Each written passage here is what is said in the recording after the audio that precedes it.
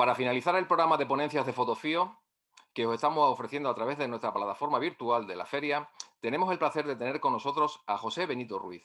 José, nacido en Alicante en 1966, es un fotógrafo español de naturaleza, naturalista, escritor y docente, desarrollando todas estas disciplinas de una manera vocacional y autodidacta. Sin duda, su trabajo ha servido de inspiración a muchos fotógrafos en las últimas 2 décadas y también lo será en las venideras. Con solo 22 años, sus imágenes ya se comercializaban a nivel nacional, abriéndose paso en el circuito internacional a través de diversas agencias especializadas, comenzando en 1993 a trabajar en exclusiva para la unidad de Historia Natural de la BBC de Londres, actualmente Nature Picture Library. Sus fotografías se publican en más de 40 países alrededor del mundo, en revistas tan prestigiosas como National Geographic Magazine y Geo Internacional. Imágenes que han ilustrado multitud de libros y revistas de diferente temática. También fue el primer español en formar parte del prestigioso grupo de fotógrafos del proyecto Wild Wonders of Europe. Y entre sus proyectos pueden destacarse Objetivo Pura Vida sobre la biodiversidad de Costa Rica, Proyecto SOS Paisajes del Mar o Mundos Interiores. Merece destacar que también ha trabajado en el mundo cinematográfico como guionista, director de fotografía y operador de cámara. Y su filmografía cuenta con más de 28 premios, la mayoría de ellos internacionales. Ha publicado 15 libros relacionados con la fotografía y la naturaleza, entre los que se encuentran algunas obras imprescindibles en nuestras bibliotecas, como El fotógrafo en la naturaleza, Fotografía de autor o Composición en fotografía. Este último, publicado en 2010, que vaya incluso por la 8ª edición. Es un ponente incansable, fruto de su pasión por compartir y divulgar. Y ha impartido clases, charlas y cursos en los más importantes eventos de fotografía, tanto a nivel nacional como internacional. Como ejemplo, un año de fotografía, un curso online que se celebró entre 2011 y 2012, que constaba de 14 sesiones de 4 horas de duración cada una, ha tenido más de 7,5 millones de descargas y sigue estando de actualidad a través de una app para móviles. Una frase suya: un buen fotógrafo es aquel que sabe comunicar, hace honor a esta gran labor formativa que desarrolla, y la ponencia que hoy nos ofrecerá será un buen ejemplo de ello. Ha sido presidente de la Asociación Española de Fotógrafos de Naturaleza, AIFONA, y jurado en varios concursos fotográficos internacionales como Wildlife Photographer of the Year, Photocam o Aférico, siendo actualmente uno de los fotógrafos españoles que más premios ha recibido a lo largo de su carrera. José Benito hablará a continuación en su ponencia sobre la fotografía ética de la fauna y nos contará los principales aspectos técnicos y compositivos de la fotografía de aves y mamíferos, pero desde un punto de vista ético, priorizando su bienestar a la obtención de resultados fotográficos. Sus espectaculares imágenes nos mostrarán que la fotografía de naturaleza también es un medio para proteger y admirar las especies en su medio natural, en armonía y sin necesidad de molestarlas. A continuación, José Benito Ruiz, la fotografía ética de la fauna.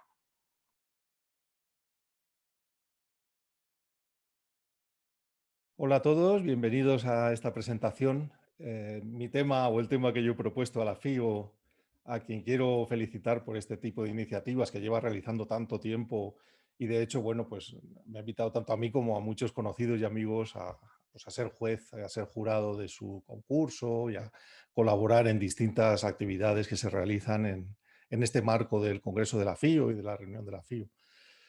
Bueno, quería hablaros sobre todo de fotografía de fauna, que es un poco mi especialidad, que es con lo que yo empecé a hacer fotografía hace más de 30 años, y contaros un poco cómo lo hago yo. En general, me gustan las fotos sencillas, donde el fondo quede un poco limpio y el animal se le vea bien. Especialmente las fotos de comportamiento, me gusta documentar las imágenes, pues eso, que se vea acción o que se vea comportamiento. Creo que asociamos mucho la fotografía de fauna a los teleobjetivos, no siempre es así, pero realmente es una herramienta, sobre todo cuando vamos a fotografiar especies que son un poco más tímidas o que, bueno, pues que la aproximación la permiten menos. Entonces el teleobjetivo te permite trabajar a una distancia de seguridad y te permite realizar algunas imágenes cuando quieres el animal a cierto tamaño, ¿no? Pero no es excluyente, es decir, hay otras formas de hacer fotografía de fauna. Yo utilizo bastante el hide, el escondite. Muchas veces, como fuimos pioneros aquí en España y casi en Europa con el uso de cristal espía, Pues este tipo de dispositivo, este tipo de cristal, del que hablaremos un poquito más adelante, nos permite insonorizar el hide, es decir, tenemos ahí un elemento físico entre las aves y nosotros, y bueno, nos aísla, digamos, de forma acústica y de forma visual. Entonces podemos incluso movernos un poco dentro del hide porque el ave no nos ve, no nos está viendo. Hay que tener mucho cuidado, eso sí, con el uso de estos cristales espía, porque yo he visto algunos hide que ponen ahí un pedazo de cristal enorme y eso, como está reflejando el paisaje de fuera, puede inducir a las aves a pensar que es parte del paisaje y colisionar con el cristal. Entonces los cristales tienen que ser muy pequeñitos, muy a ras de suelo, cubrirlos o taparlos con un metacrilato cuando no se están utilizando, tener una serie de precauciones con ellos.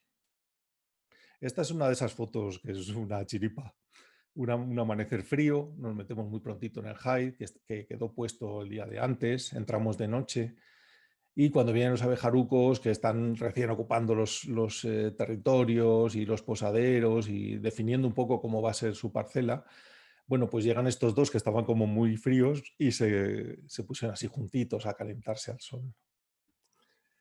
En fotografía de fauna yo suelo dividir las técnicas en tres básicas, que sería el rececho, que es cuando nos vamos desplazando, ya sea desde un vehículo, caminando, y vamos recorriendo el terreno y haciendo fotos, digamos, de fortuna, aquellas que nos salen al paso.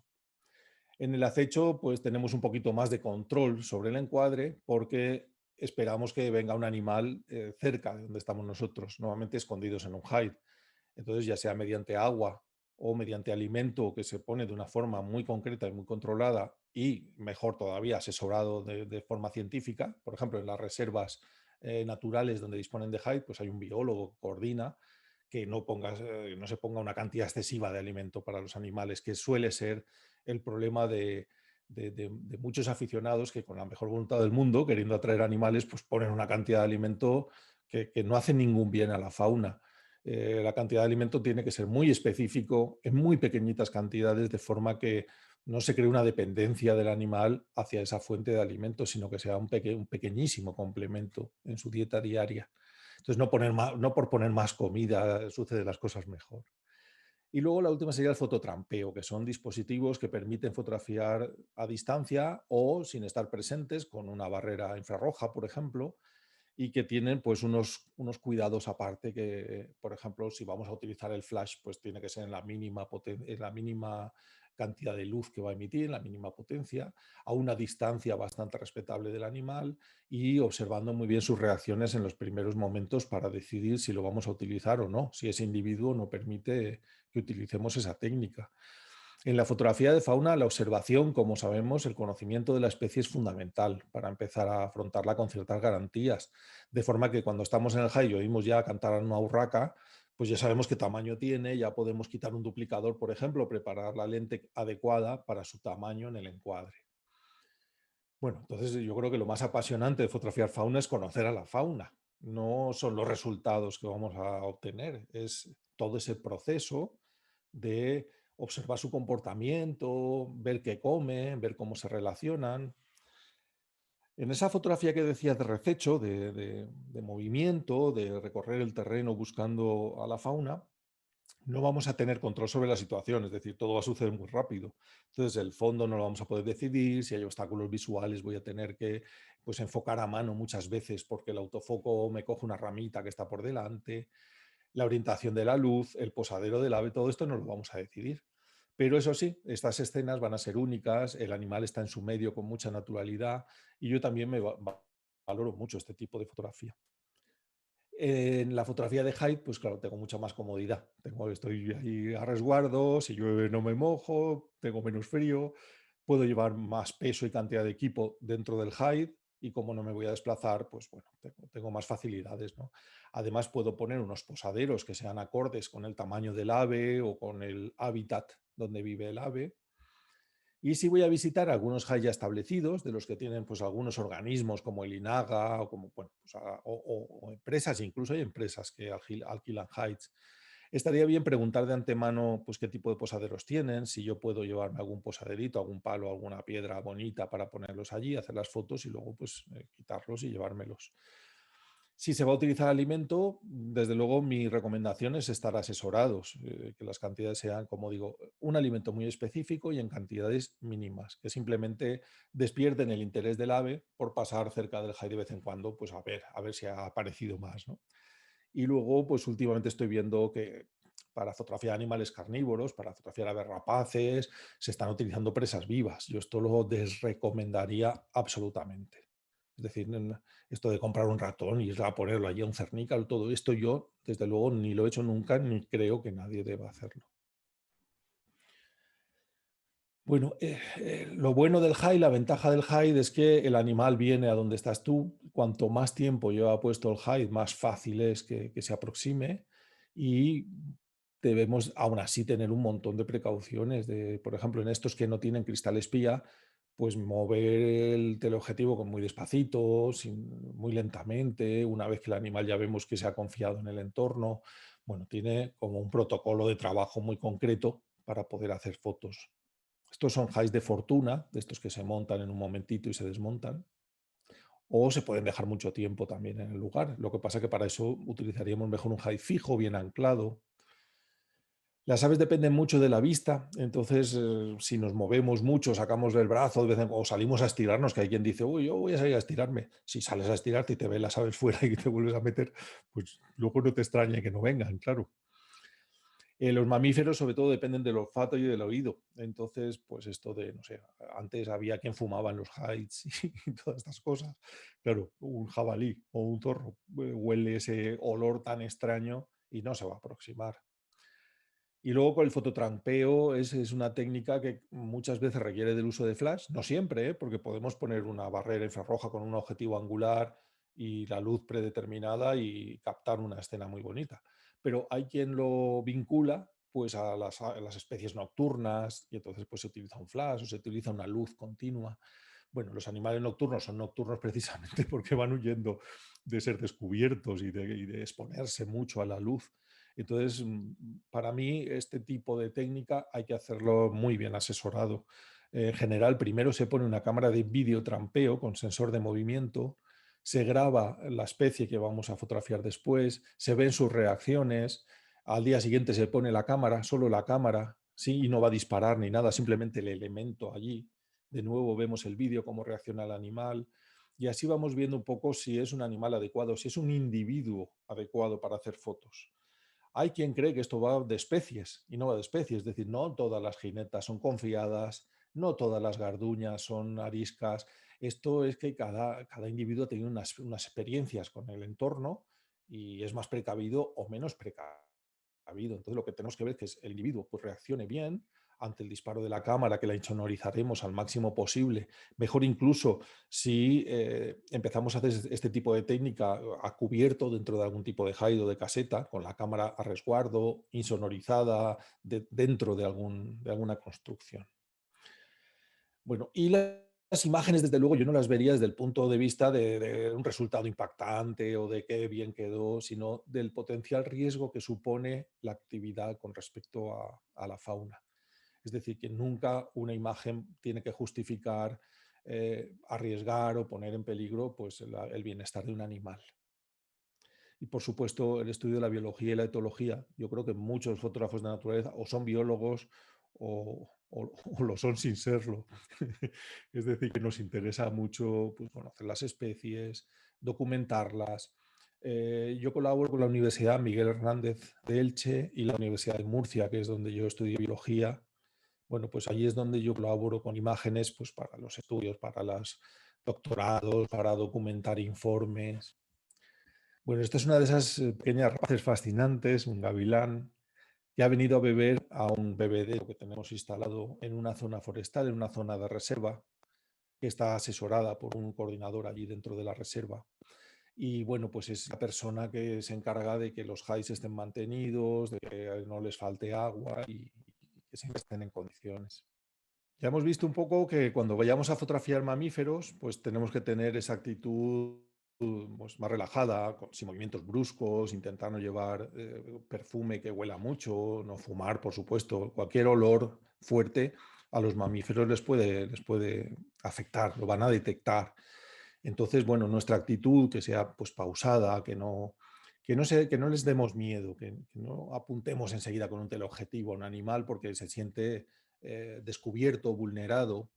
Entonces, ir poco a poco, cuando hacemos rececho. Por eso a mí me gusta mucho más el uso del hide portátil.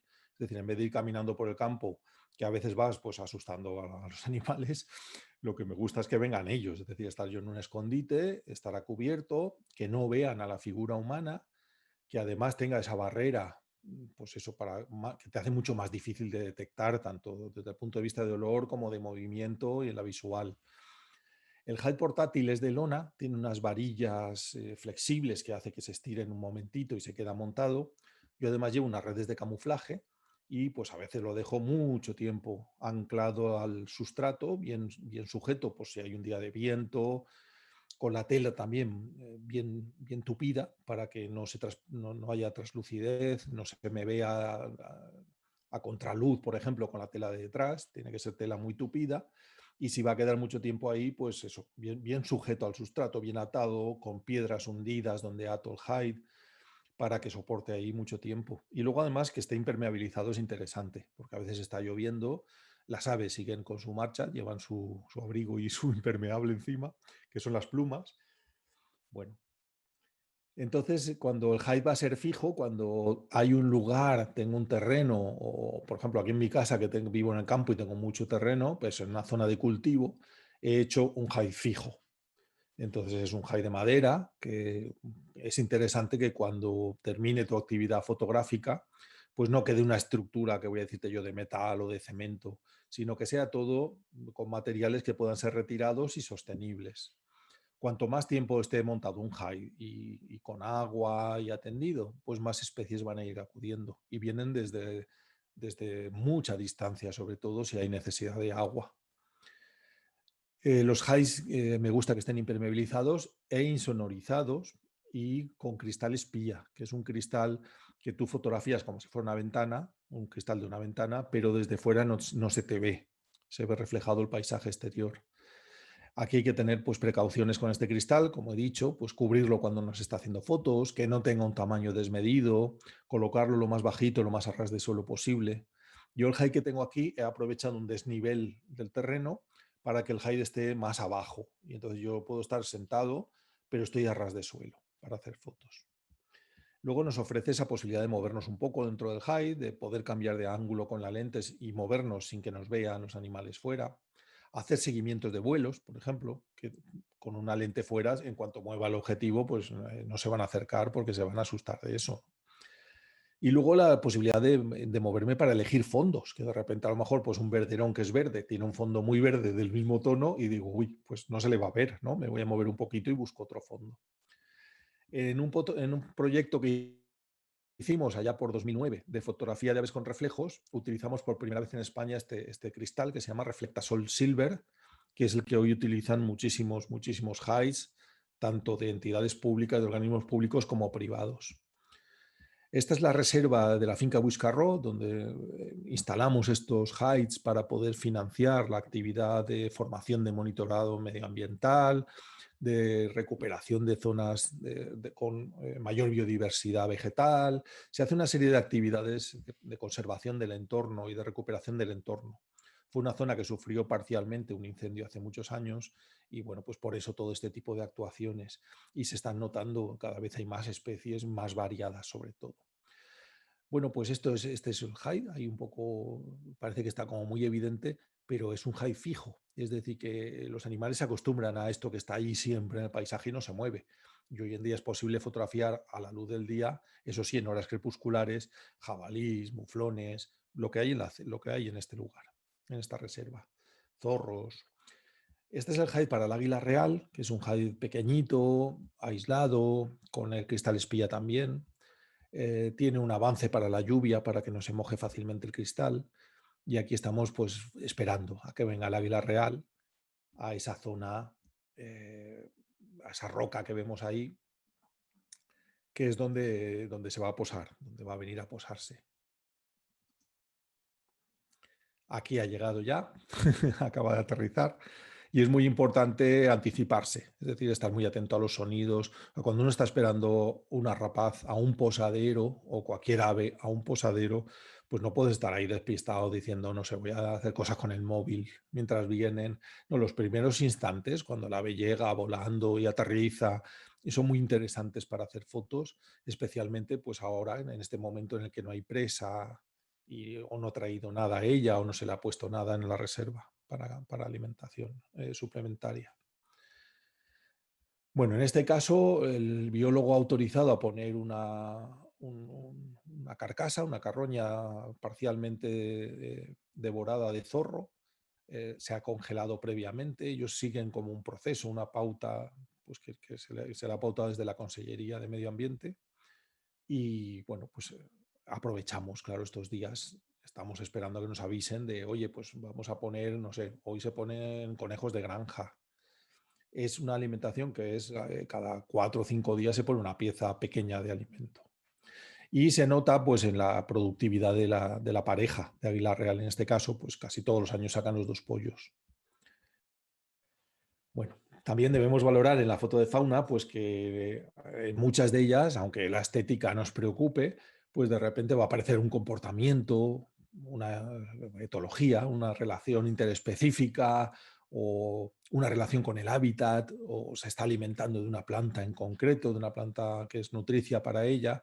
Bueno, todo esto aporta mucho al conocimiento de las especies. Entonces, la fotografía en este caso pues, puede apoyar a la biología y de la misma manera. Es decir, es una herramienta más para conocer, para divulgar, para comprender. Así que normalmente los fotógrafos empezamos a hacer fotos como muy estáticas de un animal ahí quietito, ¿no? Pero poco a poco vamos queriendo hacer un poquito más de acción, un poquito más de comportamiento, vamos avanzando en este conocimiento. Estos son dos tipos de hides, uno comercial, que es el que se vende por ahí, bueno, que se puede comprar, que son caros, pero están a disposición de cualquiera. Y al lado hay otro hide que apenas se ve, había allí como 2 palos puestos de hace mucho tiempo de una valla y ahí con una red de camuflaje pues he improvisado un hide. Y lo que hay delante es un dormidero de García Bueyera que vamos a fotografiar. Este es en el momento ya que llegan las garcillas bueyeras, que se están acomodando, los primeros momentos que llega la colonia a dormir. Entonces vamos a hacer las fotos, vamos a esperar a que anochezca, saldremos por detrás del hide arrastrándonos por el suelo hasta alejarnos de la colonia y bueno, pues para obtener estas fotos ya con angular. Si nos damos cuenta, ya se ve una porción grande de paisaje, ya no es una fotografía de teleobjetivo, y lo que estamos haciendo es captar un poco toda esta magia del lugar, del reflejo en el agua, de las aves volando. Con respecto al uso de las focales, pues hay quien piensa, he dicho al principio, hemos empezado viendo fotos de teleobjetivo, pero ya vemos que también los objetivos angulares también se pueden utilizar. Y hay ciertos individuos, por ejemplo, las chovas piquigualdas, en general, cuando están así en altitud y tienen un clima adverso y les falta alimento, pues muchas veces se acercan a los montañeros, a los excursionistas, a los fotógrafos, a ver un poco qué están tramando, ¿no? A ver si se les cae alguna miga del bocata. Y dándonos cuenta de esto, es decir, ¿a qué vendrán estos aves tan cerca? ¿No? Pues claro, vienen a ver qué traes, si traes algo. Igual están muy acostumbradas pues eso, al turismo, ¿no? A que por esta zona que está en Fuente D, en Picos de Europa, pues que pasen turistas montañeros y pues a lo mejor se dejan miguitas de pan o se dejan algo que ellas pueden comer. Pues aprovechamos para utilizar el angular porque ya vemos que su distancia de seguridad es muy laxa. Otro tipo de objetivos ya no son de estos grandes todavía, que son focales cortas o medias, que sería, por ejemplo, los zooms 70-200, es decir, ese rango que va desde un 50 milímetros hasta un 200 milímetros, donde podemos hacer tomas más abiertas, que no por eso son menos valiosas. Es decir, que debemos olvidarnos ya un poco de esto de que el animal aparezca enorme en la foto. No siempre es así y no siempre queda bien. A veces es más interesante ver el hábitat y ver alguna composición, el ave reflejada en el agua, por ejemplo. También se utilizan mucho pues, en fototrampeo, por ejemplo, este tipo de focales cortas a medias. Entonces, bueno, claro, puedo incluir mucha porción de paisaje, mucha porción del entorno, del hábitat, y me va a permitir todo ese espacio extra que tengo, pues componer, pensar dónde ubico el animal, cuánto espacio le rodea y cómo va a ser esa imagen. es un poco buscar orden dentro de esa focal. A mí me gusta mucho el manejo de estas lentes, es decir, aunque dispongo de teleobjetivo, a veces lo que quiero es enseñar, pues en estas horas así crepusculares, dónde viven los animales, dónde vive la butarda, que viven en estepas de cereal, pues llanas, donde no hay árboles, donde viven como muy expuestas. Son aves que a muchísima distancia ya te ven venir a las personas o a un perro, un vehículo, tienen la vista muy, muy desarrollada y pues enseguida echan a volar si se sienten amenazadas. Aquí es fundamental o utilizar el vehículo o utilizar el hide para poder aproximarse. Es este tipo de focales que no son tan aparatosas, que no son tan caras, que no son tan grandes, que a veces las tenemos para otro tipo de fotografía y que podemos utilizar para fotografiar fauna, ya sea desde el vehículo o bien, pues no sé, por ejemplo, aves muy confiadas como las gaviotas en un puerto, incluso en días nublados, pues con un toquecito de teleflash a muy baja potencia para iluminar la parte inferior del animal cuando es un contraluz.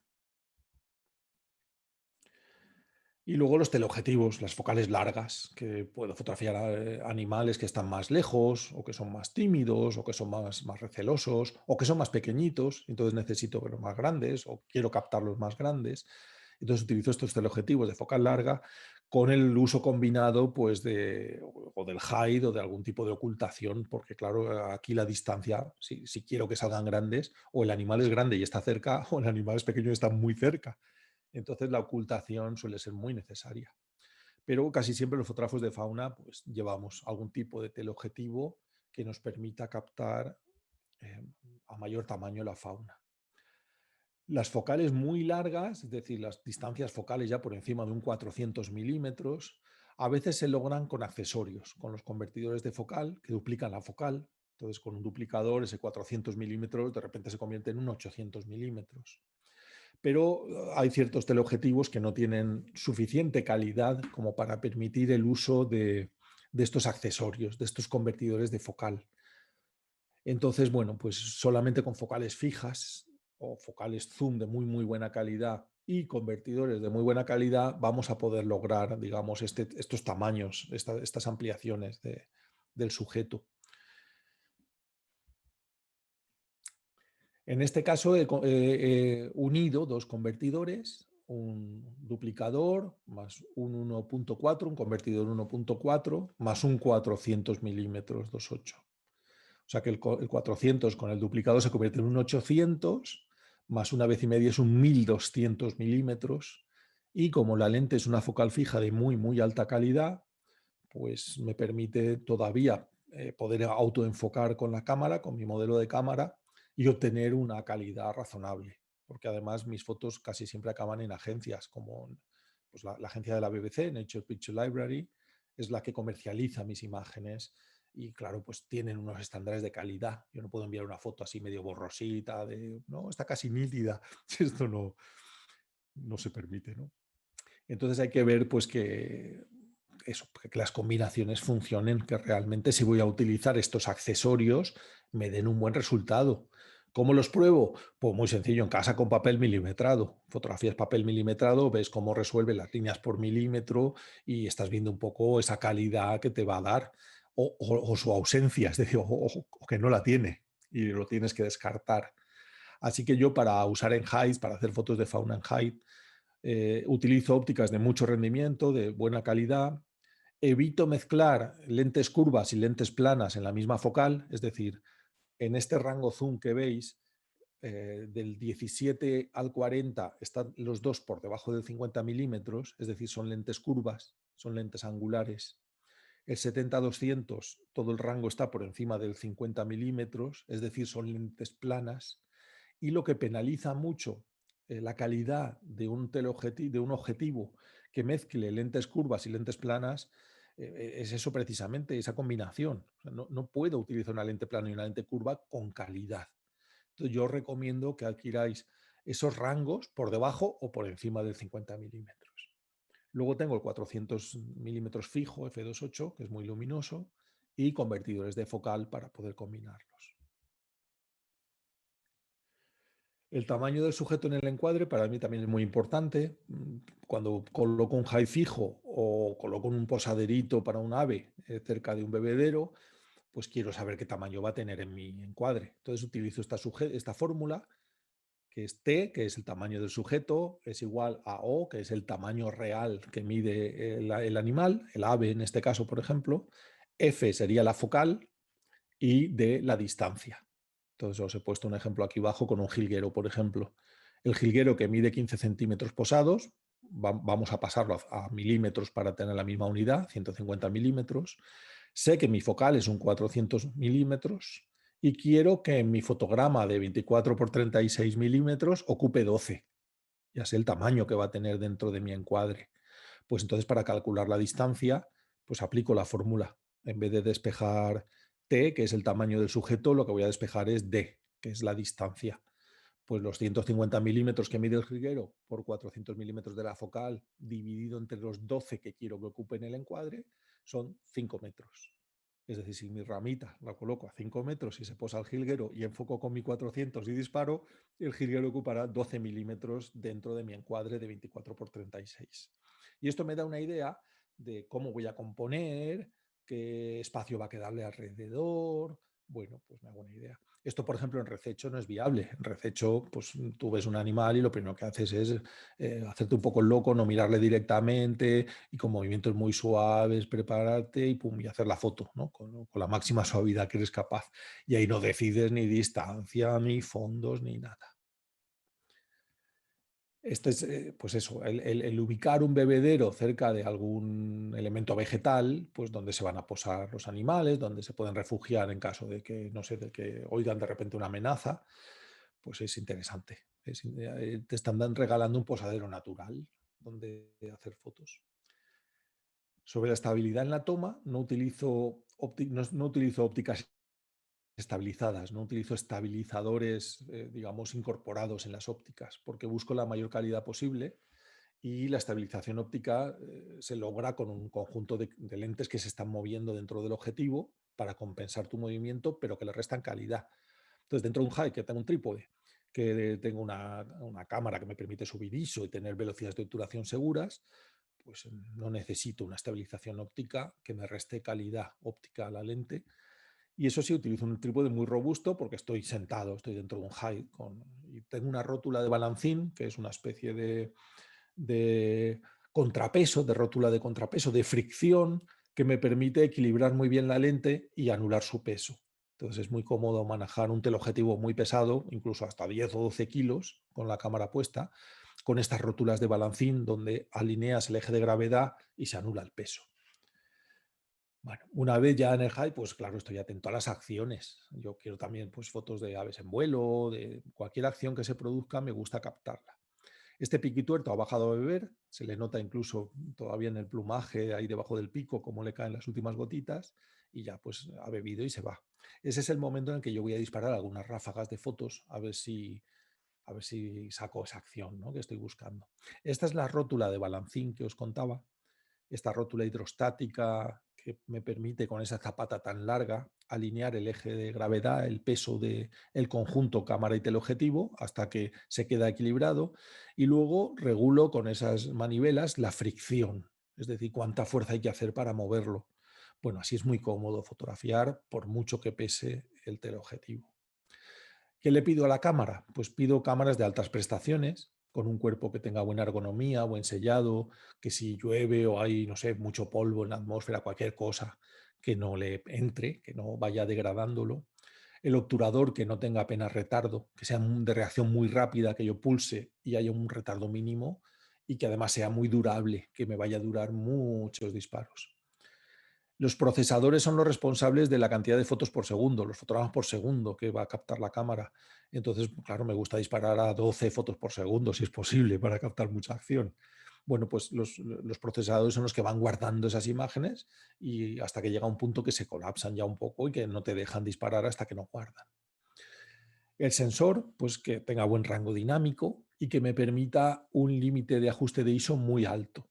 Ahora veremos fotos a ISO 20.000 y barbaridades de estas, pero es que los sensores de hoy en día pueden hacerlo. Entonces yo quiero tener estas prestaciones. Sobre el enfoque, pues la prestación que busco es los puntos de enfoque con sensores cruzados y sobre todo esto que pone al final, una batería de alta capacidad, de alto voltaje, que permita que la lente esté bien alimentada, tenga un extra de potencia. Os pongo una comparación. La Canon 5D Mark III lleva una batería de 7,2 voltios. La cámara Canon 1DX lleva una batería de 11,2 voltios. Esos 5 voltios de diferencia se notan mucho. Se notan mucho, es decir, en la velocidad, la precisión del enfoque, los seguimientos de los vuelos, se nota mucho.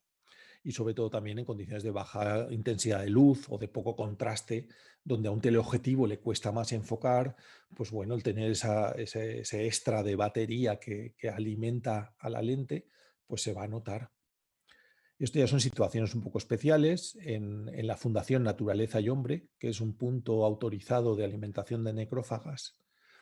Y aquí, bueno, pues he fabricado la niebla, he construido la niebla. ¿Y cómo se construye la niebla?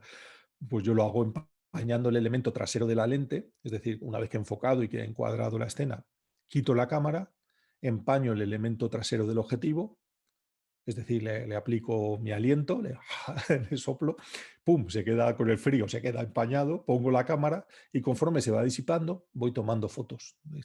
Y así sale un efecto muy parecido a la niebla.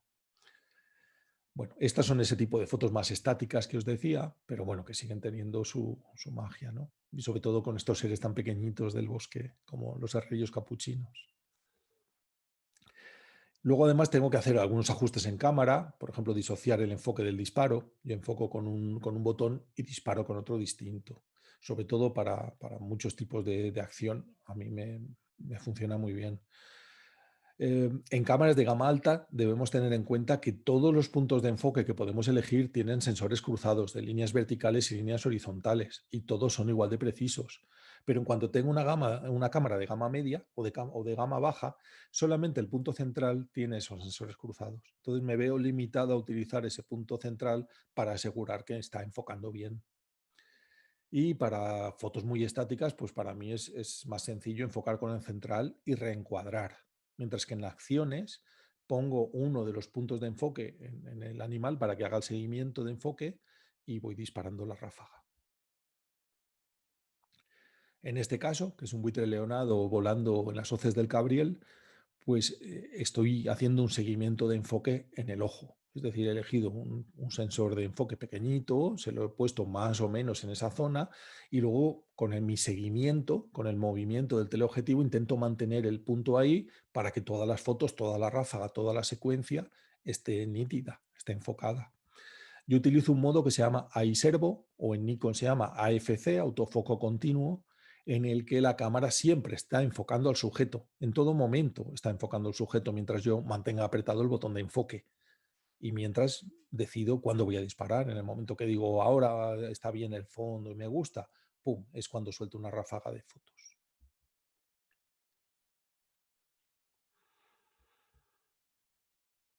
Vale, este es el modo que os decía, iServo, autofoco continuo, que son modos de enfoque inteligente, es decir, detecta si hay movimiento o estaticidad. Si está estático, simplemente lo enfoca y lo deja, y si detecta un movimiento, lo va adelantando, lo va rectificando para que todas tus fotos estén nítidas.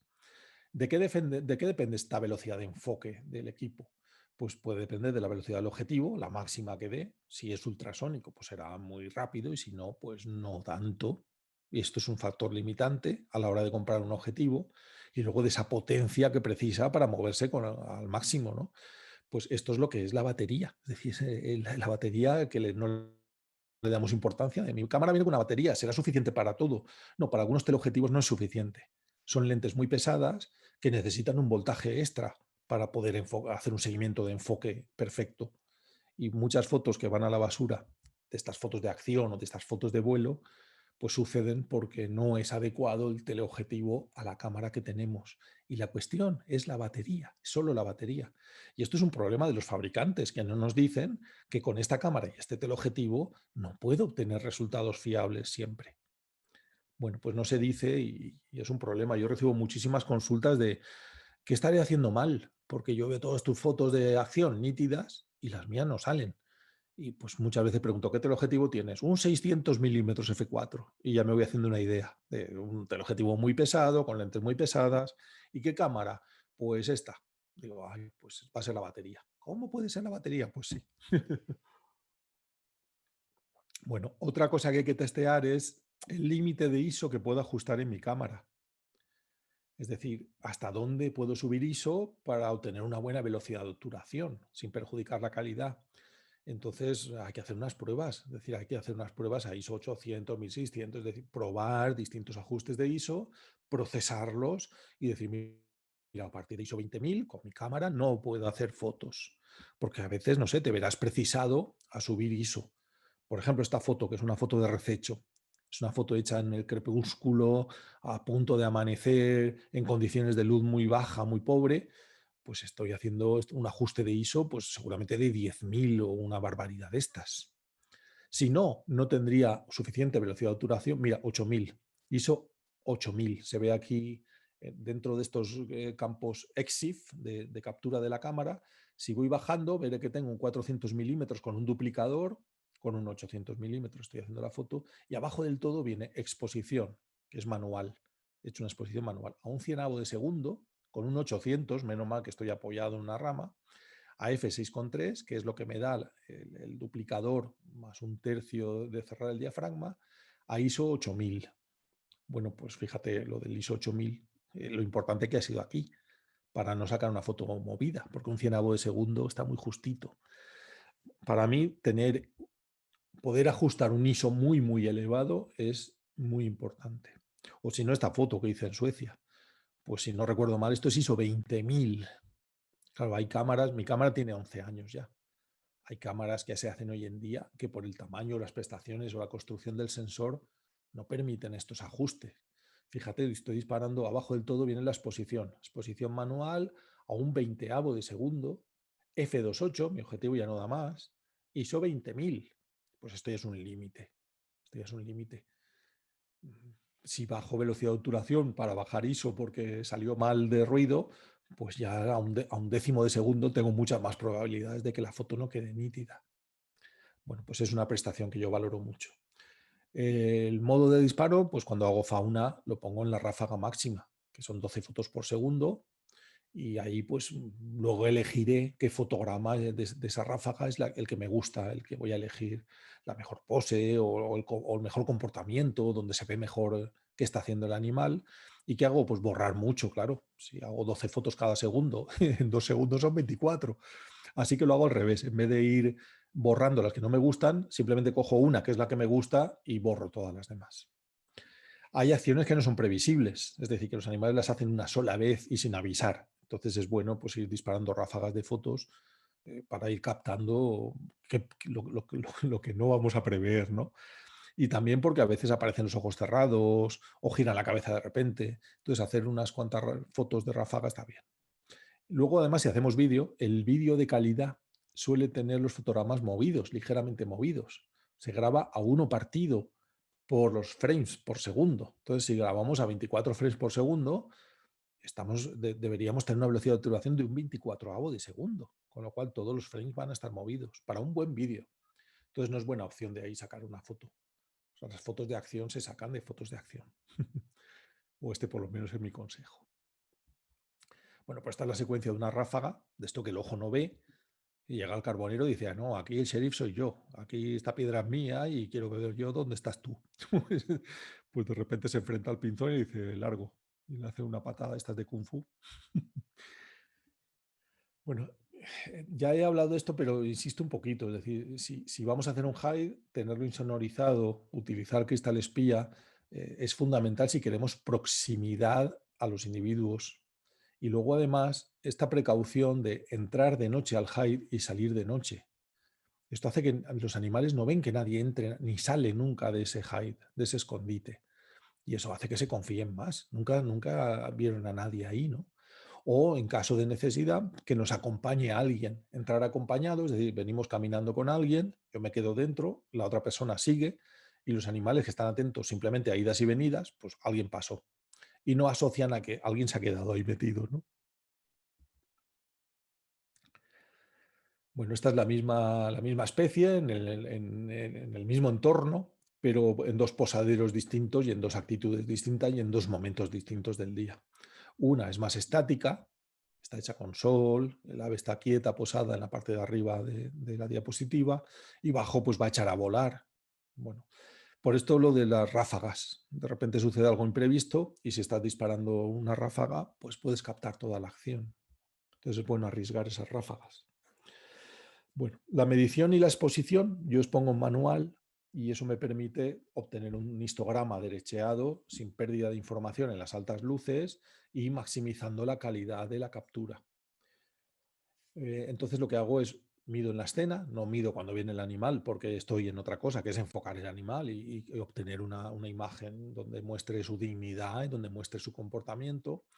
Así que mido en la escena, en el tono más claro de la escena, lo ajusto a 3EV según cada sensor, en mi sensor es 3EV y es como utilizar el sistema de zonas. Es decir, estoy diciéndole que ese tono más claro es blanco con detalle en mi foto. O bien puedo medir de histograma, es decir, hago pruebas de disparo, veo el histograma, o si mi cámara permite activar el visor directo con histograma, pues ajusto los parámetros de ISO, diafragma y velocidad hasta que veo que tengo una buena exposición con el histograma derecheado sin sobreexposición de altas luces.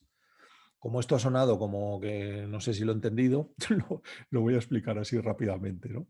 Es decir, cuando pasas a modo manual, te permite ya evaluar el tono más claro con el área puntual. Es decir, con una zona dentro del encuadre puedes evaluar un tono y medir un tono. Cuando pasas a ese modo manual te aparece una escala de V, una escala de tercios de medición. Bueno, vamos a ver cómo se hace. Es decir, cuando yo paso a modo manual y área de medición puntual, me aparece esta escala en el borde de la pantalla de tercios.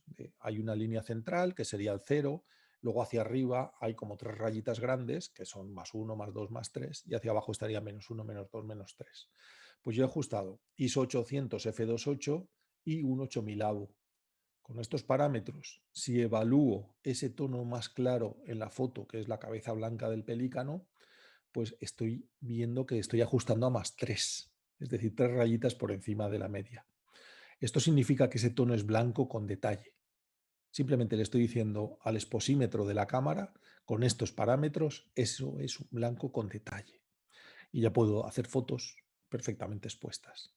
Luego, además, hay quien dice, es que en manual sabes lo que pasa, que a veces, no sé, se nubla un poco y ya no sé, tengo que volver a medir, me distrae. No, porque dejas dos parámetros fijos, por ejemplo, ISO 800 f2.8, mides con sol un 8000avo en el tono más claro, mides en nublado un 2000avo y solo recuerdas estos dos últimos parámetros. No muevas nada más que la velocidad, 2000, 8000. Cuando se nubla, 2000, que sale el sol, 8000. Bueno, así es como lo hago yo, simplemente el apunte, ¿no? Que yo hago mis fotos en modo manual, lo preparo todo antes, cuando viene el animal, pues le doy el enfoquito, enfoco en el ojo o enfoco en la zona de entre el ojo y el pico, encuadro la foto y disparo. El diafragma me gusta abrir al máximo, utilizo f2.8, el que no tenga f2.8 pues f4, el mínimo que se pueda. De esta forma los fondos aparecen desenfocados cuando es tu intención y no interactúan con el animal, es decir, se queda más visible, más destacado el animal. A veces, cuando es una foto de ambiente, donde aparece el paisaje, pues me interesa todo lo contrario, no quiero desenfocar el fondo. Entonces utilizo un ajuste de F más elevado, pues F11, por ejemplo. Pero cuando quiero desenfocar el fondo, lo que me lo permite con un teleobjetivo es este ajuste de F2.8 o F4. Esto está bien porque además es uno de los factores que me permiten ampliar la velocidad de obturación, subir la velocidad de obturación. Entonces, cuando quiero hacer una foto volando o de acción, pues tener F2.8 o F4 me permite tener más velocidad.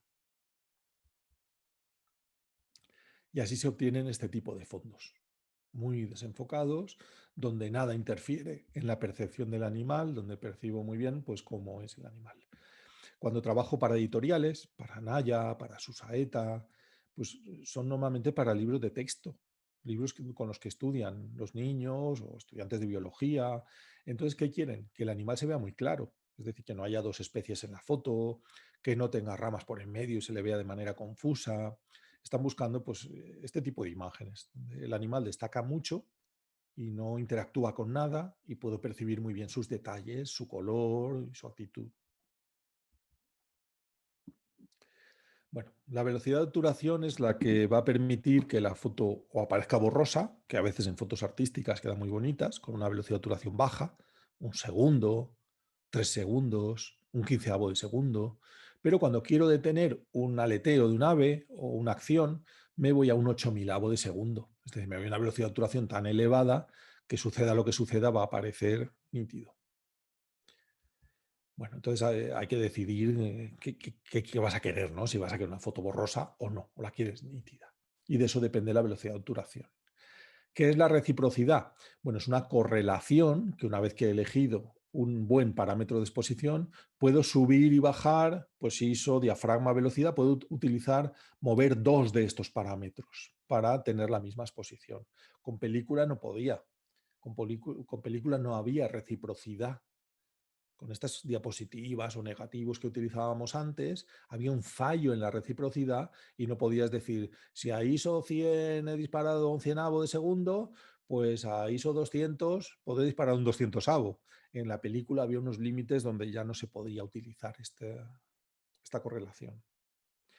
Entonces, bueno, por ejemplo, para un ISO determinado a F2.8 y un 250avo, puedo hacer esta correlación. Es decir, si a F8 con ese ISO he disparado un 30avo de segundo, con el mismo ISO a F2.8 puedo disparar un 250avo de segundo. Esto es la correlación. Es decir, puedo modificar un factor y otro. Por ejemplo, el número F y el ISO, o la velocidad de obturación y el F, que es este caso, ¿no? Esto se llama correlación. Y significa que una vez has hecho una foto bien expuesta, puedes variar dos parámetros. Por ejemplo, para bajar de velocidad de obturación, imagínate que has hecho la foto a F2.8 un 250avo de segundo. Si ahora quiero hacer la foto del águila así como borrosa, como si fuera un cuadrito, un cuadro, una pintura, pongo F11, bajo la velocidad un quinceavo de segundo, que es utilizar esta correlación, con lo cual la foto va a quedar bien expuesta, pero con esa velocidad de obturación ahora puede quedar movida, que es mi intención. En este caso es la primera parte, es decir, ese 8000avo de segundo, cuando quiero que las aves estén detenidas y hago pues, un enfoque muy preciso en el ave y la velocidad de obturación, digamos que congela el movimiento, detiene el movimiento para que se pueda ver. Pero en este caso he jugado a lo contrario, es decir, he bajado la velocidad de obturación a un 60avo de segundo, me arriesgo a que la cabeza del animal salga movida y de hecho en parte de la serie su cabeza es un borrón y no se aprecia, pero ahora que ha detenido el movimiento en la cabeza y las gotitas siguen su inercia, siguen esa dirección, pues se ve qué animal es un verdecillo, es un macho de verdecillo y está salpicando todas estas gotitas. O bien, en este caso de un lobo en cautividad, voy a fotografiar a una velocidad de obturación muy justita para obtener gotas de lluvia como líneas. Para que la lluvia se vea necesitamos un fondo oscuro, porque si el fondo es el cielo gris y la gota de lluvia es gris, no se ve, pero en este caso que es un fondo oscuro desenfocado, las gotas que quedan más nítidas sí se van a ver y con velocidades de obturación lentas, pues las voy a ver así con trazas. Esta foto se ha utilizado en la campaña de protección del lobo de ADENA, World Wildlife Fund. Esta y otras de la serie. Bueno, y entonces estos son mis cuadritos. Es decir, de repente bajo la velocidad de obturación a un quinceavo de segundo, agito un poco la cámara, la trepido un poco, muevo la lente y de esta forma aparece movida la imagen. Pero es justo lo que buscaba. Estoy buscando este tipo de efectos, estas fotos más pictóricas. Otras veces, pues en este caso son 6 segundos de exposición y en el segundo paso que da el flamenco lo he iluminado, que se puede hacer con una linternita de baja intensidad o con un destello de flash de muy baja intensidad. En este caso ha sido con el flash. Ha sido un toquecito de flash de muy baja intensidad que, fíjate, ha congelado hasta el reflejo del agua. Es decir, esa luz tan corta en el tiempo, que dura tan poco ese destello, detiene el movimiento del flamenco y detiene incluso el reflejo en el agua con el movimiento del agua. 30 segundos de exposición con las cigüeñas, de forma que el cuerpo apenas se mueve, pero la cabeza sí. Pues son ya, digamos, experimentos de movimiento, de dinamismo. Bueno, y ya estamos muy cerca del final, ya estamos viendo pues esas fotos de ambiente con los abejarucos, fotos un poquito más cerca, dejando mucho espacio. Este tipo de fotos tienen mucho uso editorial, es decir, que permiten alojar textos, se utilizan mucho en revistas. Y luego fotos más de acción, donde el pájaro, el ave en este caso, es más protagonista. El abejaruco en estos displays de exhibición, cuando llegan a sus territorios para ocupar los nidos, pues quiero que aparezcan a un tamaño mayor. Pero ya hemos visto como esas tres escalas de los abejarucos pequeñitos en el paisaje, a un tamaño medio y ahora muy grandes en el encuadre. Y quería acabar con esto. Con la seguridad del animal siempre es lo más importante. Y para mí, al fotógrafo de fauna que empieza o aquel que ya lleva un tiempo, pero todavía quiere seguir en este camino, pues marcar de antemano una distancia prudente de trabajo. Decir, oye, pues no sé, no me voy a acercar menos de 12 metros de esta situación, ¿no? Comprobar cómo reaccionan los individuos, estar siempre pendiente de su reacción para decir, oye, pues no sé, este individuo está, pues no sé, como muy temeroso, me voy a ir de aquí, porque se ve que ha tenido malas experiencias ya con el ser humano y no va bien esto, ¿no? Entonces muchas veces hay que abortar todos los planes y decir, hasta aquí hemos llegado. No fotografiar hasta que las crías, hay quien, no sé, pues fotografía en inmediaciones pues, de un nido de cigüeñas, por ejemplo, que viven cerca del ser humano, pues ver un poco que las que ya tengan un peso y un desarrollo que permita fotografiar cerca, pues si se ausenta el adulto un tiempo, pues que no padezcan. La vegetación suele estar ahí para ocultar el nido a los depredadores. Es decir, si tú llegas, encuentras un nido y quitas la vegetación, yo desde luego lo primero que hago es recomendar que no se fotografíen nidos. Eso para empezar. No hemos visto aquí fotos de nidos de ningún ave. Pero además, si encontramos un nido, pues desde luego lo último que hay que hacer es abrir la vegetación o arrancar la vegetación o que lo está preservando del sol, de los depredadores. Pues por supuesto, al que empieza, darle este consejo de que no te acerques a los nidos, los vas a exponer. Tu sola presencia allí, el solo haber dejado tu olor allí, va a hacer que luego un zorro, por ejemplo, vaya a ver si has dejado algo de alimento, va a seguir tu rastro, va a ver por dónde has estado y va a encontrar ese nido. Y luego recordar que muchos sujetos no toleran el disparo del flash, el ruido de la cámara, por eso la insistencia en trabajar desde heights y sobre todo insonorizados. Hay que estar continuamente pendientes de cómo reacciona la fauna, de qué estamos haciendo mal, de qué podemos corregir, de qué podemos... Por eso la fotografía de fauna es muy delicada. Yo he accedido a esta presentación un poco para traer este tipo de consejo, no solo de técnica, sino de que estamos haciendo algo que nos pone muy cerca de la fauna, y la fauna es muy vulnerable en determinadas circunstancias, cuando están reproduciéndose, por ejemplo. Entonces, pues eso, priorizar la seguridad del animal antes que la toma de una foto. Pues este es mis últimos consejos, ¿no? Que van sobre todo encaminados hacia la ética, que debe ser una constante en los fotógrafos de fauna. Y aquí me despido. Que tengáis muy buenas ponencias, muy buenas jornadas y que aprendáis mucho. Gracias.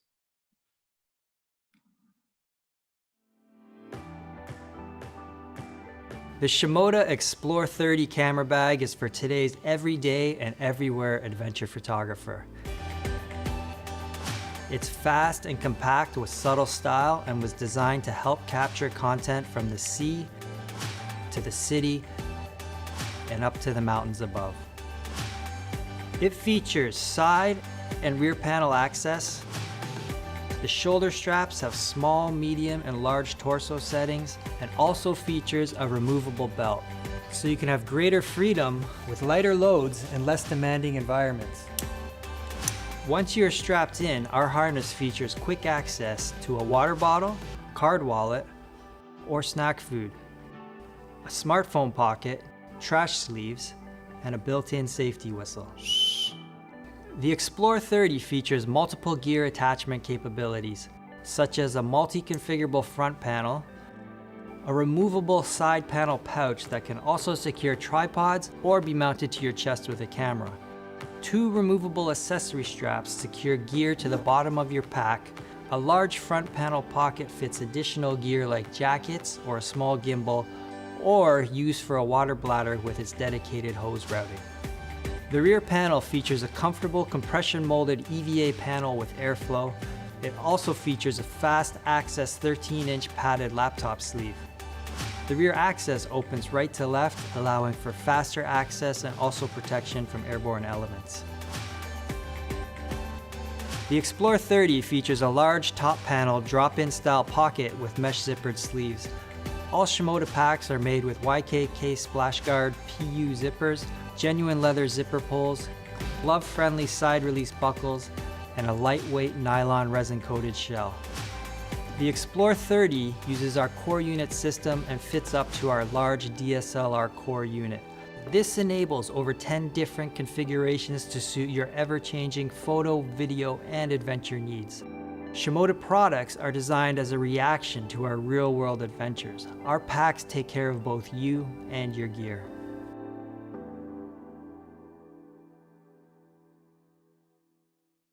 Anda, pero si es la abuela. Sí. El año que la conocí nadie esperaba lo que iba a pasar. ¿Y cómo fue? Vivía en un sitio precioso. Yo no lo conocía, pero se notaba que era muy feliz. ¿Y entonces fuiste a verla o no? Cuando por fin pudimos viajar, pasé con ella unos días inolvidables, porque me di cuenta de lo importante que es compartir el tiempo con las personas a las que quieres. Y sonreír. Y respirar.